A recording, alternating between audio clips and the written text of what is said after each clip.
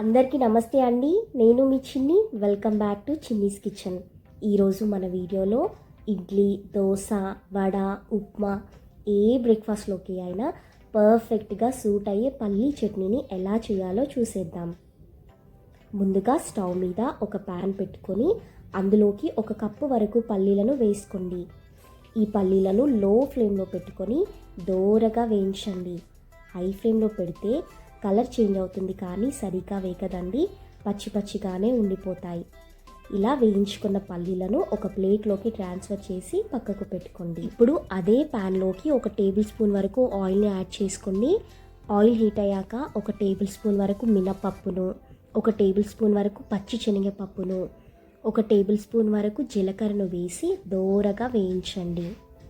ఇలా వీటిని లో ఫ్లేమ్లో పెట్టి దోరగా వేయించాక ఇందులోకి మీ కారానికి తగ్గట్టు ఒక 7 నుండి 8 వరకు ఎండుమిర్చీలను వేసి లైట్గా వేయించండి. ఈ ఎండుమిర్చీలను లైట్గా ఫ్రై చేస్తే సరిపోతుందండి. ఇప్పుడు ఇందులోకి ఒక 4 నుండి 5 వరకు వెల్లుల్లి రెప్పలను కూడా వేసి వేయించండి. ఇవి కొంచెం వేగాక ఇందులోకి మనం ముందుగానే వేయించి పెట్టుకున్న పల్లీలను వేసి మంటను లో ఫ్లేమ్లో పెట్టి ఒక 2 నిమిషాల పాటు వేయించి స్టవ్ని ఆఫ్ చేసి ఒక 10 నిమిషాల పాటు పక్కకు పెట్టుకోండి. ఇప్పుడు ఒక 10 నిమిషాల తర్వాత ఒక మిక్సీ జార్ని తీసుకొని ఇందులోకి మనం ముందుగా వేయించి పెట్టుకున్న పల్లీలను, జీలకర్రను, మినపప్పును, శనగపప్పును వేసుకుందాం. ఈ స్టేజ్లోనే మీకు కావాలంటే పచ్చి కొబ్బరిను కూడా యాడ్ చేసుకోండి.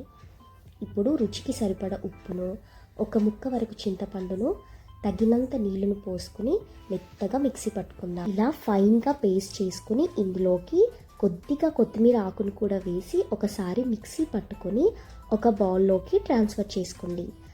ఈ చట్నీ కన్సిస్టెన్సీ ఇలా హార్డ్గా కాకుండా స్మూత్ కన్సిస్టెన్సీ కావాలంటే అదే జార్లోకి కొద్దిగా వాటర్ని యాడ్ చేసుకుని ఆ వాటర్ని ఈ చట్నీలోకి యాడ్ చేసుకొని ఇక్కడ నేను వీడియో క్లిప్లో చూపిస్తున్నట్టు ఇలా మిక్స్ చేసుకొని పక్కకు పెట్టుకోండి. ఇప్పుడు పోపు కోసం ఒక ప్యాన్ని పెట్టుకొని అందులోకి 1 టేబుల్ స్పూన్ వరకు ఆయిల్ని యాడ్ చేసుకుని ఆయిల్ హీట్ అయ్యాక అందులో 1 టేబుల్ స్పూన్ వరకు ఆవాలు, జీలకర్రను, ఒక 2 వరకు ఎండుమిర్చీలను వేసి ఎండుమిర్చీలు వేగాక ఒక 2 రెబ్బల వరకు కరివేపాకును వేసి ఈ కరివేపాకు వేగాక స్టవ్ని ఆఫ్ చేసుకొని మనం ముందుగా మిక్సీ చేసి పెట్టుకున్న పల్లీ చట్నీలోకి యాడ్ చేసుకొని ఒకసారి మిక్స్ చేసుకోవడమే. అంతే అండి, ఎంతో టేస్టీగా ఉండే పల్లీ చట్నీ రెడీ.